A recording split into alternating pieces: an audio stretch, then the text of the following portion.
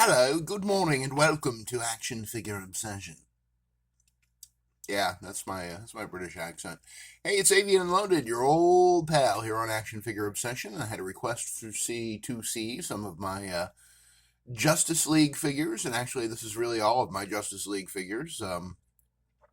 Obviously, if you're a collector of McFarlane toys and the DC Multiverse line, which is coming to an end this year, you you recognize these guys. And you're probably also thinking, hey, aren't there more Justice League characters than this? Where's Mr. Terrific? Where's Wonder Woman? Where's this one? Where's that one? Was Mr. Terrific in the Justice League or just the Justice Society? Now I can't remember. I think the new Mr. Terrific may have been in the Justice League as well. But I am barely caffeinated and going on my memory. So, yeah, this is what I got for the Justice League. Um, I'm trying to remember if I ever had any other characters in the, because I have bought a lot of McFarlane DC Multiverse toys and been very disappointed in them, and almost immediately traded or sold them off. These were the ones, basically, I guess, if you need a category or an explanation of why I still have them, it's because these are the ones that disappointed me the least, with one kind of exception to that rule. So let's see here. I have to have them at an angle because there's so many of them, and because they're McFarlane Toys. DC Multiverse is a 7-inch scale line, 1/10 scale, also known as. And I guess we'll start with the big guy, right? The big cheese. This is far from the only Superman that I have, but this is the one that I put with my Justice League. And they need stands because McFarlane Toys have terrible ankles. So I guess what this tells you is generally that I like the character enough that I will put up with bad articulation that I might not even put up with Marvel Legends, because there's so many other so many versions to choose from with Marvel Legends. But with McFarlane Toys, you're really lucky. You know, if they've done 100 Supermans, and it's entirely possible by this point that they have, there's maybe 3 or 4 of them that are actually good action figures. By my standards, your standards may vary. You may have an entire room filled with McFarlane DC Multiverse. You may have an entire room filled with nothing but McFarlane DC Multiverse Superman. Because they sure were pumping them out there for a while, and I'm not sure if that's slowed down any as they're nearing the end of the license there. I think this summer, or even this spring, late spring, early summer, I think is when their deal ends with DC, and it's all over, and then the DC, hopefully. I know Mattel. I know, is it Mattel? It is Mattel. Mattel has picked up the license for DC Multiverse, so far as I know, but I do not know if they're going to be 6-inch figures who would scale well with the Scarlet Spider here. And Superman is on a stand, but I'll make it fair and see if I can get Scarlet Spider on the stand too. Come on. Well, he's not going to stay. Okay. Yeah. I hate slamming him around like that. I know I have 3 of that guy, but I want him to last. Anyway, yeah, 7-inch scale figures. Scale doesn't mean a whole lot with McFarlane. For example, that GTO Gotham Terrorist Oppression Unit Joker that I have 2 of, one with a Jack Napier face and one with a Joker face. That figure would easily slide into a 6-inch figure collection. I mean, it would look a little. It would stand out with a bunch of Marvel Legends just because of the design of it is a little cartoony and a little comic booky, and it's meant to be because it's from a comic book story. But you know, it's not much taller, and I mean a centimeter or 2 more than the average 6-inch Marvel Legends figure. As we scan the convention floor here, brought to you by. Oh, by the way, reunited, and it feels so good.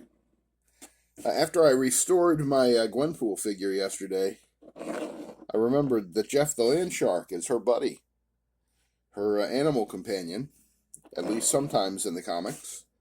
And so they are now reunited, and wherever she ends up in my display, fully restored now with her cell phone back, her katana's back, cleaned her up, and now she has her animal companion pal, Jeff the Land Shark. So that's just a little aside to anyone who happened to see my video. Did I do more than one video mentioning her? Yes, I did, because she was in my top 5 underappreciated X-Men, or at least X-Men adjacent figures. Yes, yes indeed. Yes indeed, Lee do. So yeah, this Superman, and I don't remember necessarily what each of these Superman, or what each of these figures. And by the way, for my purposes, I know like this guy is one of those digital. Green Arrow here is one of those digital releases. I think the Atom might be as well. They come in a different box. I don't even know if it says DC Multiverse on it, but it's still DC and it's still McFarlane. So, in my opinion, and just for the sake of simplification, if it's a 7-inch scale figure and McFarlane Toys made it, and it's a DC Comics figure or a Justice League figure, it's a goddamn DC Multiverse figure. What's the difference? It's like the people who get worked up when you refer to a retro G.I. Joe Classified figure as being G.I. Joe Classified, because in their really weird minds, it's not classified unless it has a number on it, like the mainline classified figures in the normal boxes. So even though the retro figures are based on the same molds, made in the same factories, designed by the same people, and often are almost indistinguishable from the quote-unquote classified figures with a number on them, you know, no thank you. There's a lot of things there's a lot of hills I'll die on, my friends, but that is not one. It's the easiest just to refer to this as being DC Multiverse Justice League toys from McFarlane Toys, and that's the same exact way that I feel about G.I. Joe Classified series with the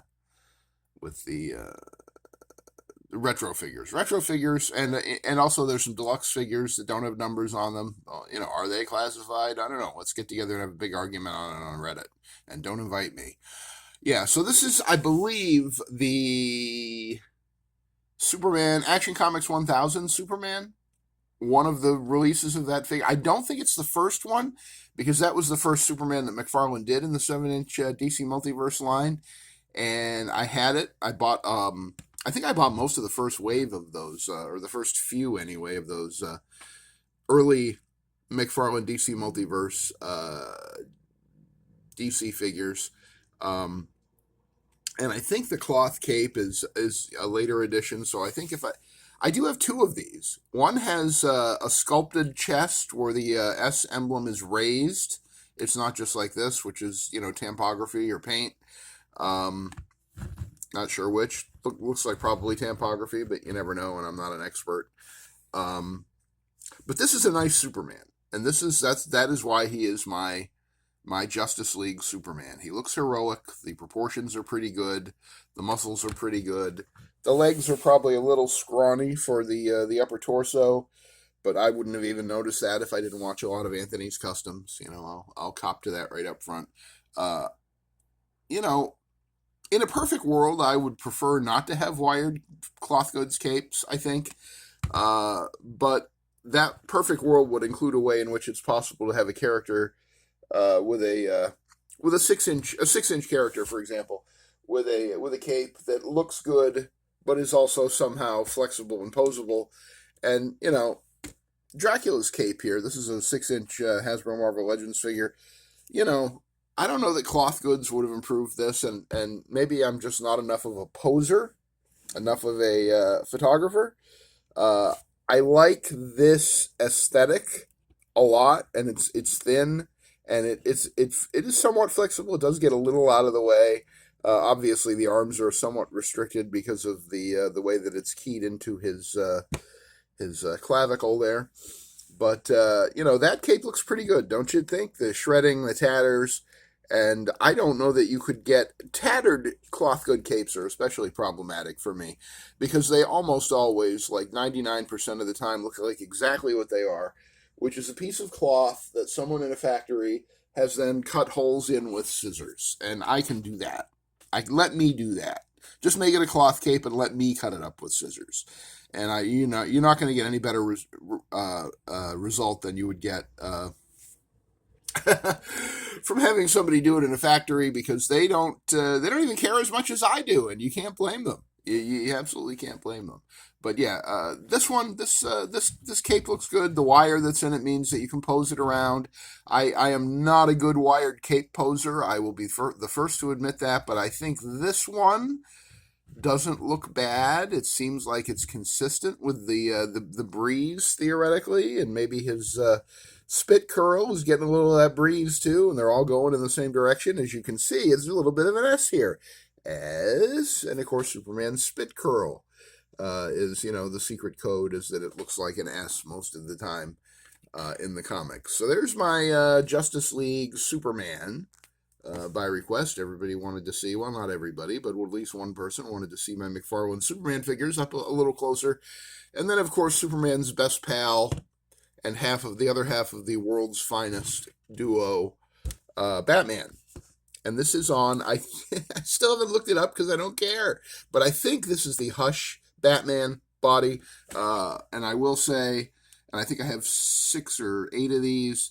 You see those, the 2 wrinkles on the lower torso that are riding up from your left to the right side of the figure? Actually, there's like 3.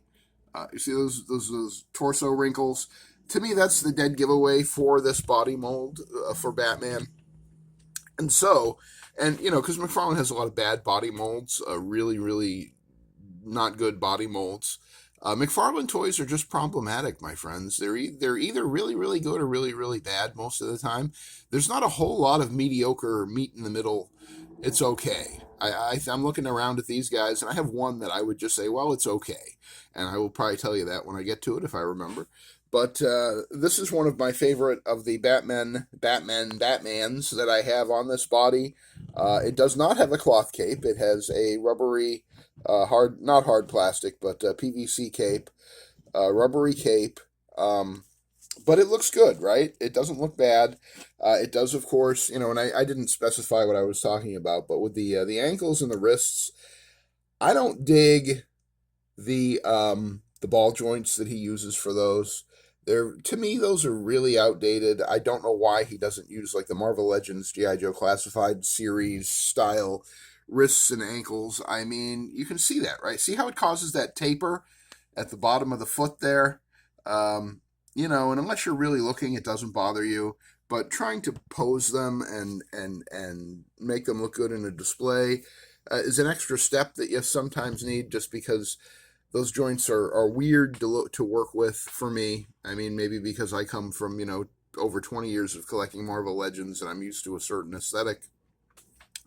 Clearly, McFarlane Toys has been successful, not always necessarily creatively artistically, but sales-wise. They've been a force to be reckoned with, and they kind of changed the action figure scene once they moved into it. I mean, I was really not collecting 7-inch figures, but he just kept doing characters that I liked, and I get them and they'd suck, and I get them and they'd suck, and then eventually he was doing characters that I liked enough to get them and keep them. And, Batman is a good example of that. I got a lot of Batman. I got more Batman than Superman. I think I had more Batman than any other character in the DC Multiverse line. But this guy, I mean, and I don't remember. I don't remember what he's supposed to be from, but I did just notice that he has a kryptonite ring. So, that's an indicator of us that it must be from a specific storyline, I would think. And some of these figures do come with accessories, never as many as you get with Marvel Legends on average. Usually you're lucky if you get a couple extra hands, and sometimes the characters, like Superman here, he had extra hands, but he didn't come with a fist. He's got a fist for the left hand, no fist for the right hand. And I'm sorry, characters like Superman and Batman should always come with fists. I would argue that all action figures, at least the ones that come with swappable parts, should come with fists. And the ones that don't come with swappable parts should only come with fists. I'll take fists over wall-crawling hands, web-thwipping hands, loosely hanging down at your hand or your waist hands.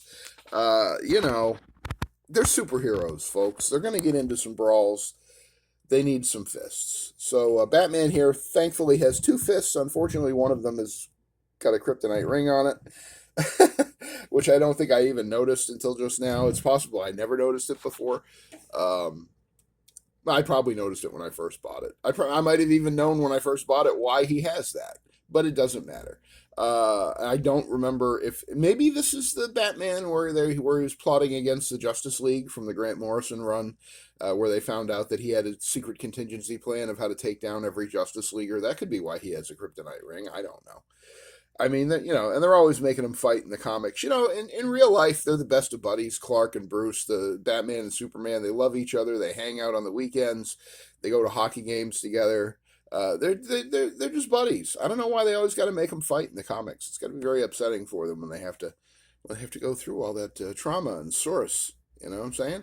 But yeah, anything else to say about that? Oh, so I might as well tell you why I like this Batman. Probably, I mean, it's certainly why he's my Justice League Batman, but why I like him better than most of the other Batmans that I have. And I do prefer the Adam West colors, the blue and the gray, rather than the black and the gray. But I think the black and the gray works well for this one. I think it looks really good. And I also don't mind the yellow. Sometimes McFarlane chooses a really weird yellow for the belt. This one has a vaguely kind of radioactive greenish hue to it, but I see it more on the screen than I do to my naked eye. It just looks like kind of a highly saturated yellow. But the utility belt should be yellow for Batman. I do think that that's the case, unless it's like a special tactical uniform or something. I like a yellow utility belt. I do. Oh, at the end of the day, I usually prefer the blue. Probably because that's what I grew up on, watching reruns of the Batman TV series from 1966.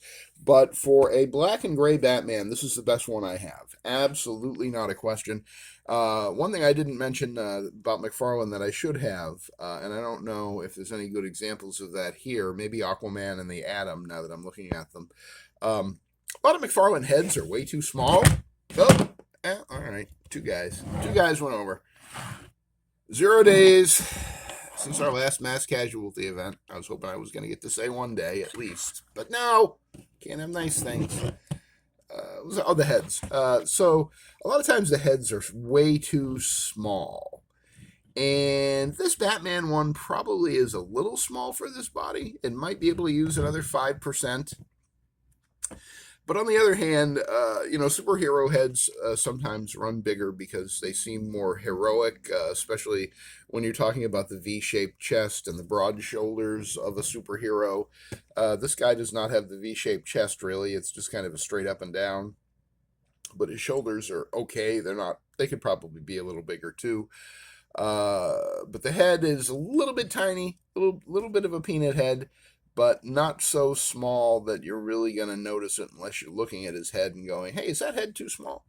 But for the most part, I think he looks pretty good. So yeah, my biggest complaints about McFarlane Toys as a toy line, as a bunch of action figures, is usually involves some combination of the ankle and wrist joints and the size of the head, and sometimes the capes can be restrictive. And with this Batman, the cape is far enough off his shoulders that I think you could probably still get him into some pretty good poses. The cape is a little heavy. Probably honestly helps with stability, because standing these guys up, as you can see, I have most of them on their stands. Standing these guys up is not always the easiest thing to do. But this Batman, I don't even think I have him on a stand on the shelf. That's how solid he is and how well he stands. Let's move from the obvious big guys in the group to a character that was created by the biggest guy that ever worked in American superhero comics. This is Orion of the New Gods, created by Jack Kirby back in the 1970s. The New Gods originally was meant to be an inheritor in Marvel Comics to Thor and Asgard. Asgard was going to fall in Ragnarok. Kirby wanted to tell the whole story of those ancient gods and then introduce a race of new gods. And Orion originally was a concept for that. And then Kirby and Marvel went separate ways, and the New Gods ended up a thing at DC. And if you ever read the first issue of New Gods #1, where they talk about where the New Gods came from, it's pretty clear that Kirby was just saying, yeah, Thor and Asgard, they fell, they're gone, they're all dead, and now it's the New Gods, baby, and here they are. And this is the son of Darkseid, Orion, who was raised by Highfather on what's their planet? It's not. It's not. Mm, what is the so dark side comes from Apocalypse. Is it New Genesis? Maybe it's New Genesis. I think it is. We'll just pretend that I'm right about that. Uh, he was raised by Highfather as a new god, grew up to believe that he was a superhero and superheroic, and at some point discovers in the New God saga, spoiler, that he is actually the son of Darkseid, and that at the time of their birth, Darkseid and Mr. Miracle, who is also a new god, uh, were switched at birth. So Orion was the actual son of Darkseid, Mr. Miracle was the actual son of Highfather, and they did a swap as part of a peace treaty attempt to bring peace to Apocalypse and New Genesis. I think it is New Genesis, because the only thing other thing going through my head is Sega Genesis, and I know that's not it. Now, this is basically a blank body with paint on it. You see the boots are just painted on. The gloves are just, a different color plastic. There's that god-awful ball joint. I think this is a disappointing figure to me, and I was really looking forward to it when it was first announced. I love Orion. I think they did a decent job on the helmet. It would have been nice to have an unmasked evil Orion head, because he can switch back and forth between looking like a handsome new god and looking like the god-awful, hideous son of Darkseid. But you can see what the disappointment is, right? Both in the design and the lack of paint on his little space sled, or whatever this is called. This is what he rides through space. Yee, I'm riding through space, everybody. I mean, just even if they had just painted the little tubes, silver to get down to his feet, that would have gone a long way. All these who knows what buttons, nubbins, contraptions. It looks like there's a little bit of a paint wash in there, but it's not enough. Come on, Todd. It's not enough. Look at this thing. It's very intricate with controls and tubes and segments and the feet. Look at that. And that's the most annoying thing about this figure, by the way, is these don't work particularly well. Look how thick they are. He definitely needs a stand to stand up on something that really, even the Marvel Legends designers, I think, would have somehow figured out a way to just make these function as a stand. And still look good, and they don't. So I wanted an Orion. Orion was only briefly in the Justice League. He was in the Grant Morrison run of Justice League, which was fairly magnificent in its own way and in its own time. Grant Morrison's entire run on Justice League was a lot of fun. It was concurrent with the 1990s, the time of the electric Superman, where Superman was blue and made out of electricity, and then there was a red electric Superman too, and holy cow, are we ever off to the races? It must be the 90s, because it was basically, the time of the Spider-Man clone saga, and they were just taking all kinds of weird, crazy chances, and most of them did not pay off in the long run, which is why you don't see any electric Superman figures here, although I think Todd did do both the red and the blue one. But yeah, Orion's time in the Justice League was relatively short. I haven't read much Justice League since the Grant Morrison run, so it's entirely possible that he did at some point make a return appearance, or, is now retconned into being a founding member. I have no idea. But because I don't have a Wonder Woman, and, wanted a few more Justice Leaguers, when Orion came out, I did get him with the idea that he would represent that time in Grant Morrison's Justice League. Oh, these stands attract so much dust, so dirty. Yeah, so moving on. Green Arrow, Oliver Queen, whose original origin, if you go back and read it, Jack Kirby did an origin story for Green Arrow, I think in the 50s, maybe early 50s, mid 50s. And basically just clone stamped Batman's origin. He was a wealthy millionaire, and stuff happened, and he became a superhero, and they had a boy partner. Help me out. Green Arrow, and yeah, it's been a long time. Not the biggest DC fan. I was when I was a kid. I forget what the name of his boy hero partner was, but his Robin.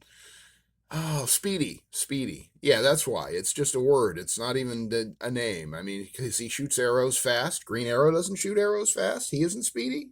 They're all Speedy, folks. They're superheroes. Yeah, Speedy. Speedy became a junkie in the 60s, heroin addict. Was it 60s or early 70s? I think late 60s, early 70s. Denny O'Neil and Neil Adams did a wonderful, really groundbreaking storyline in DC Comics. Of course, he dropped his accessory. Um, where Speedy became a heroin addict. That's certainly one of the most famous superhero comic covers of all time, is the one where Green Arrow is walking in and discovering Speedy shooting up heroin on the cover of a DC comic. I mean, you can't get more uh, social issues conscious late 60s, early 70s DC than that. Denny O'Neil, the writer of that story, was one of the most politically aware, decent, humanitarian, progressive people that ever lived, I think. Not just that was involved in comics, but that ever lived. And was also, by the way, I think he was the editor that brought Frank Miller into the fold at Marvel. And even wrote some Daredevil stories both before and after Frank Miller took over the title. But I think that Denny O'Neil is probably largely responsible once he became an editor for bringing some amazing talent into comics, and Frank Miller is certainly the biggest one that comes to mind. So, oh, you can see it on the stand. Good. So this is a McFarlane digital. It's not a McFarlane DC multiverse. Yeah, screw you, Todd. It's DC multiverse. It's Green Arrow. Come on. He fits right in with the rest of the gang here. But Oliver Queen's origin story, as I said, basically was Batman's origin story. And I don't know if that was Jack Kirby being lazy. It seems unlikely because Jack Kirby was pretty much never lazy. Or maybe it was just a coincidence, or maybe it was just a trope of superheroes of Kirby's time. The Shadow basically has the same origin as Batman, and I don't know that anybody has ever cast shade on either the Shadow or Batman for that. So, Lamont Cranston, Bruce Wayne, Oliver Queen, bunch of rich guys running around in crazy costumes, beating up bad guys and making the world a better place. There you go, the end. This Green Arrow costume, I'm not sure if I think it might be the Longbow Hunters, inspired by the Longbow Hunters, uh, um, which was kind of a breakthrough, game-changing miniseries for the character of Green Arrow that brought him out of that sort of Super Friends aesthetic and into more of an adult storytelling mode with, more realistic crimes and more realistic cases to solve. Mike Grell, who did Warlord for DC in the 1970s, kind of their answer to Conan the Barbarian. Mike Grell wrote and drew the Longbow Hunters for DC. I'm not sure if that story holds up. I liked it at the time. I think it was early to mid 1980s. The Green Arrow, the Longbow Hunters. But the figure comes with an arrow and a whole bunch of fake arrows there in the back that are just molded into his quiver. Thank you. That one came almost right away. The arrow's a little limp, got a little Peyronie's disease.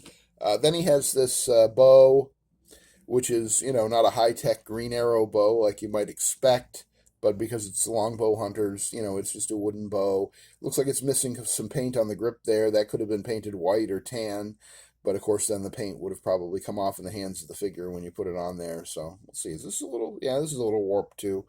I don't know if you can tell or not. It kind of leans to the right as I'm looking at it here. Of course, if I do this, then it's leaning to the left. Equal opportunity here, folks. Equal time. So yeah, those fell off, and I'm just going to put them over to the side of Green Arrow. But a key Justice League member, I couldn't not get him. The neon colors do kind of stand out as not quite being in sync with the rest of these guys. Maybe that's because he's hashtag McFarlane Digital or McFarlane Toys Digital. But Oliver Queen is a loud guy. He's not somebody who shyly retires into the corner and doesn't speak his mind. So maybe that's why his outfit is so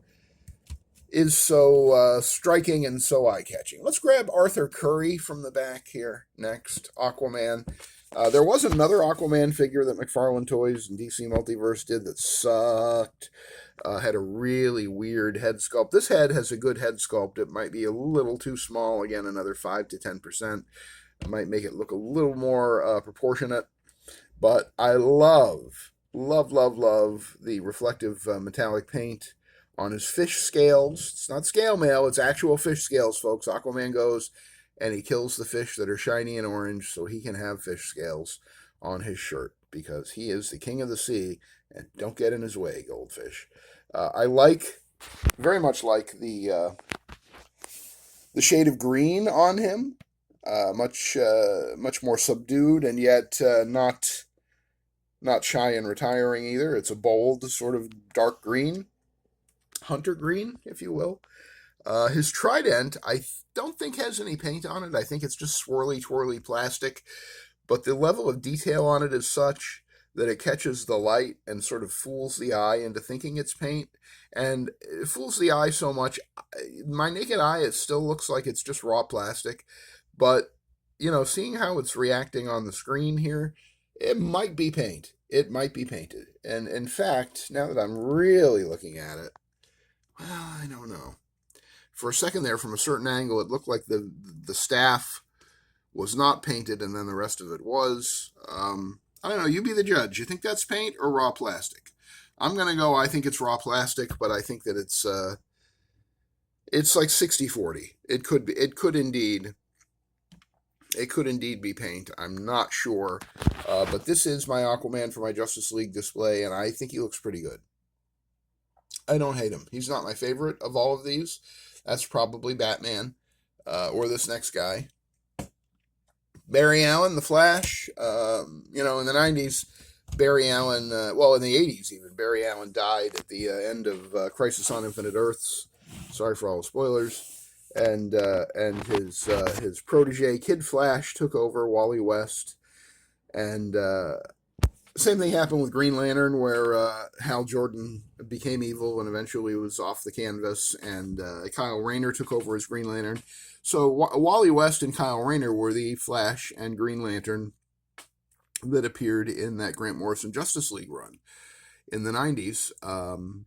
We had all accepted that Hal Jordan and Barry Allen were dead and gone, and we had moved on because DC had been along so much longer than Marvel, and it seemed like more of a generational superhero franchise. But then Jeff Johns came along and undid both the death of Hal Jordan and the death of Barry Allen. And now they're back, and I'm not entirely happy about it, but I get it. We got to keep those trademarks going, folks. This Flash figure, I like the silhouette of it a lot. I think it looks pretty good. As you'll see, it has some holes here. It came with some lightning effects that plug into those holes. If I had him posed with all of his lightning, I guess that would look good, and the holes wouldn't look so bad. Any more in the legs? I think there's at least one in the leg somewhere. I'm not counting those, the ones at his knees. Maybe I'm wrong. I thought there was... Oh, maybe they clip onto his feet, now that I think about it. There's another hole. I think that one's for... In his back is for more lightning, and then there's that one, and then was there one on here? Yep, there's one on there. So there's at least 3 peg holes for lightning, and I think a couple that clip onto his feet. They are in my big bin of 7-inch accessories that I, for some reason, go in even more rarely than I do the 6-inch figure accessory bins, because 7-inch figures, just by dint of their size, they take up a lot of space. They're a lot of work. The way, if you saw my video where I showed these guys, I think it was last week, you can see that they take up a lot of space, but consequently, maybe I'm just lazy. I don't pull them off the shelf like this and bring them over to the work table very often, the 7-inch figures. I just like how they look. I either like the characters or I like how they look. I like Orion. I don't like how his figure looks, but I like the character enough that I'm seeing past it and forgiving it. Some of these, like the Flash, like Green Arrow, Green Lantern, Batman, Superman here. I like the character and I like the figure enough that I'm happy with it, but I don't really go digging out the accessories or fooling around with them at the work table very much, if at all, honestly.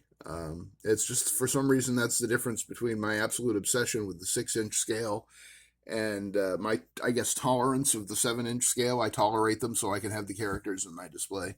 I can't think of any better way to explain it than that. Put some of these guys back here because we're almost done. Aquaman almost got caught on Superman's cape. Hal Jordan, the greatest of all Green Lanterns, maybe until until DC's Justice League Unlimited cartoon convinced me that it was actually Jon Stewart, because nobody beats the animated Jon Stewart as Green Lantern as far as I'm concerned. That was the most brilliant depiction, I think, of a DC character ever in any media. That whole animated series, Justice League and then Justice League Unlimited, that continued on after it, just absolutely the pinnacle, the peak of DC storytelling, not in comics. Better than any movie, better than any audio book or anything else. Certainly better than any of the live action movies. Oh my God, the DC live action movies, don't even get me started. Don't go there. So he has a removable effect piece on his ring. As you know, Hal Jordan and all of the Green Lanterns are able to generate sort of plasma objects with their rings that are powerful weapons in their fight to maintain order in the universe. The Green Lantern Corps is kind of a galaxy-wide or universe-wide. I'm not sure if they're just limited to the Milky Way galaxy or not. But police-keeping force run by the Guardians. Is it the Guardians of the Universe? Is that what they are? I'm so tired. I only had a couple sips of my caffeine. But those crazy guys in those crazy robes with their big heads. Oa. They're from Oa. That's right. The Guardians of Oa. Does that sound right? Very nice metallic paint on this guy, which was what caught my eye when I saw him at a Walmart one time in northern New York. And the white is nice and clean on his gloves. I mean, this is not a classic Green Lantern like the Neil Adams, Denny O'Neil, Green Lantern, or the classic Justice League Green Lantern, but it's armored up. And, there's a lot of extra filigree and detail on here that you wouldn't normally see in a Silver Age Green Lantern costume. But I'm okay with it. I'll forgive a lot for this metallic paint right here. And for the fact that it's everywhere. All the metallic paint is on the gloves. It's on his torso. It's on his chest emblem. The only place it's missing is on the glove. And arguably, you could say that the light reflects differently off of the stuff that he makes with his ring. So that's my headcanon for that. But it is nicely sculpted. There's a lot of detail in there that a little dry brushing with a little bit of white or something might have brought out nicely. The head sculpt on this is decent. I think the head is a good size. I think it kind of looks like Nathan Fillion now that I think about it, which is funny because Nathan Fillion plays the Guy Gardner Green Lantern in the James Gunn DC projects. Boy, that looks like Nathan Fillion, doesn't it? Am I crazy? Did Nathan Fillion do the voice of Green Lantern in the DC... in the Justice League Unlimited cartoon? Maybe that's if so, then maybe that's where they got the idea for that. The actor that did the voice of Green Arrow, I should mention, by the way, was Ken Schreiner, who is one of my favorite soap opera actors of all time and famous for playing lawyer Scott Baldwin, aka Scotty Baldwin, on General Hospital, which I know every time I say this, you probably think I'm kidding, but it's probably my favorite TV show of all time. It's not great right now, and it's really testing my patience, but I've been watching it since 1980, on and off, and sometimes it just goes through these golden ages, and I'm waiting for another one to come along any minute now. But yeah, Ken Schreiner did the voice of Green Arrow on Justice League Unlimited, and he did a fantastic job. I mean, he so embodied the character of Oliver Queen, and I don't know if I don't know of Ken Schreiner. I don't know much about him other than the fact that he has an identical twin brother, Will Schreiner, who used to host an afternoon talk show. He's sort of like Oprah or Phil Donahue, or Maury or whoever. But really enjoyed Ken Schreiner's work on the Justice League Unlimited cartoon, and I really enjoyed that whole series, Justice League Unlimited. I rewatch it from time to time. Absolutely brilliant, and the best. It's better even than the comics. It's better than most of the DC comics that inspired it. For some reason, that creative team behind those DC animated series, like Batman the Animated Series and Superman the Animated Series and Justice League Unlimited, and quite a few others. Oh, God. Yeah, I love Justice League Unlimited, and if you haven't watched it, you should. That's the end of that lecture. Okay, so there's I mentioned that there's a couple figures here that I had problems with. Orion is the worst, as you may know. You may have noticed, he's leaning back now. He's stuck. He's kind of coming off his stand, and he's got those stupid things on his feet, and he's really disappointing in a lot of ways. But it's Orion, and it's a Jack Kirby signature creation, so I forgive it. This is Ray Palmer, the Atom, not the original Atom in DC Comics. That was another guy, but this is the Silver Age Atom. This is the main Atom, I think, although there have been other people to carry the mantle, and he even comes with a little Atom, who, in my opinion, could have been a little littler. And I realize it's 1/10 scale and 7-inch scale, but where's my tiny little Ant-Man? Okay, here's my tiny little 1/12 scale Ant-Man, right there. They came in the retro line. With the Wasp, with the full-size Wasp figure, you got this tiny little Ant-Man. And, I mean, this is how, roughly how big the tiny little Atom should be, I think, unless you're doing, like, multiple sizes where he's kind of growing up, kind of thing, which you can do if you have multiple Ant-Mans, and I do, because I have these two, and this little fella, and I really hope I don't knock everything over. Please don't fall. There we go. So I have those three, plus I have a 6-inch Ant-Man, so I can do that. And obviously the colors and the look of them don't exactly match, but it's good enough, for a little fun action figure photography. And this guy, I feel like, is a little too tall, and but that I'll forgive. I just wish that he had, and of course, this is literally the first time that he's ever stood up on his own. And it's probably something about the weird surface of this table. I've talked about that before. Let's try turning him this way. Yeah, now there's no way. But he will not stand facing that way, but this way he is just fine. That is Ray Palmer, the Atom, the little tiny version. And then he's supposed to, and then you got your full-size Atom. And Ray Palmer is a scientist. He is not all that different from Hank Pym in that he is a scientist who created the ability to change his size. He is different from Hank Pym in that I don't think he ever beat his wife up. Hank Pym, unfortunately, did do that in a very badly advised comic book story. But so this is their Shrinky guy. This is their equivalent of Ant-Man in the Justice League, although I think the Atom came first before Ant-Man. I could be wrong about that. Not really sure. But I am hashtag Ant-Man all day, that's for sure. Okay, so if I face him that way, he can stand up. That's really weird. So, that's it. Do I wish I had a few more Justice Leaguers? Yes, I wish I had a Wonder Woman. If I had a Wonder Woman, I would feel like this was complete. There are other figures, too, that I do wish I had. Mr. Terrific is among them. I love the modern Mr. Terrific design. I think he looks great. But I do not have him, unfortunately. And these guys are so tiring and exhausting because they're so much bigger than Marvel Legends that I think once I stop recording, I'm just going to go have some caffeine and rest, and then I'll put them back in their display later on. But I did dust them all off for this video. I dusted their stupid dust collecting stands, and I dusted their bodies and their capes, the nooks and crannies where the dust gets in. Hopefully you didn't even notice any dust, and you're like, wow, his collection is so clean. And, that's only the case if I clean them up for you, because some of these toys have been in this room now for going on 9 years, and some of them haven't been touched in that 9 years, so they all need to be dusted to one extent or another. The vehicles are the worst. I know I've had requests for the vehicles, the Jeeps in the G.I. Joe Classified series line, and I have the Hiss Tank from G.I. Joe Classified. I have a Mystery Machine, folks, from Scooby-Doo. I don't have any Scooby-Doo figures, but I have a Mystery Machine. And maybe I'll dig that out sometime soon because I think that's really fun. But yeah, if they look clean, it's because I dusted them off for you. I did that for you. And I did this for you because, as I say, this look at my Justice League McFarlane Toys DC Comics characters in their 7-inch 1/10 scale look.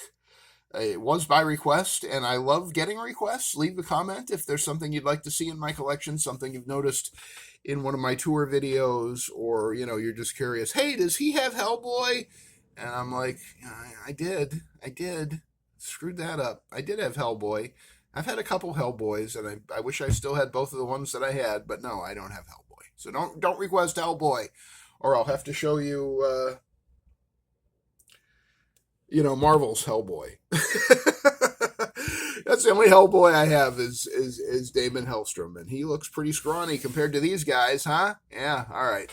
That's my look at McFarlane Toys, DC Multiverse. Some of my all of my Justice League characters that I have in my sort of Justice League section of my McFarlane Toys display. Thank you for the request for seeing them, and I do welcome all requests and inquiries and observations. Leave a comment if you would. If you liked the video, please leave a thumbs up. If you hated it, leave a thumbs down. Don't leave a thumbs down because you hate McFarlane Toys. If you hate McFarlane Toys, leave a thumbs up because I talked about how problematic they are. I mean, use your head. Really think this through, would you? Would you? Didn't you do that for me? Come on. Anything else? Like, comment, subscribe. Subscribe to the channel. Yeah, subscribe to the channel. And hit the notification bell so you find out anytime I upload a new video. And if you really like this, or you really know somebody who likes Justice League or McFarlane Toys, and you want to tell them about it, hit the share button, copy the link, send them the link, and let them know what we're doing here on Action Figure Obsession on the Avian and Loaded. Was there a little there? Yeah, I think I keep hitting the microphone. I'm trying to stop that too. I gotta get it. I gotta get a stand for this stupid thing, and it's in the works, but it is not yet on the way. But I promise I'm trying, folks. We got better lighting now. Hey, look at that. We got better lighting. You can see everything, right? Am I wrong? Better lighting now? Not perfect, but better. Don't let perfect be the enemy of the better. No, don't let better be the... Oh, what is that? How does that say? I don't remember how it goes. Anyway, that's it. I'm rambling. And finally, after 46 minutes and 20 seconds, he started rambling. What a tragedy.